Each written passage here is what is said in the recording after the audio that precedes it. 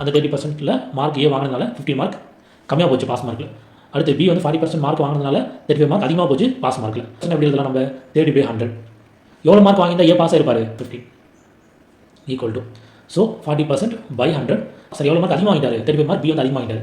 So pass mark நமக்கு தேவை அதனால் -35 இந்த 30/100 இந்த பக்கம் எடுத்து வந்துடலாம். அப்போ என்னவா மாறும் நமக்கு 40 - 30 100 காமனாக அப்படியே இருக்கும். ஸோ 100 அப்படியே போட்டுப்போம் ஈக்குவல் டு 35ல் 15 ஆட் பண்ணி நமக்கு எவ்வளோ கிடைக்குது 50 அப்படின்னு கிடைக்கும். ஏன்னா மைனஸ் ப்ளஸாக மாறி 250 நமக்கு 500 கிடைக்கும். ஸோ 500 என்னது நமக்கு டோட்டல் மார்க். அந்த 500 தான் 100 வச்சுப்போம்.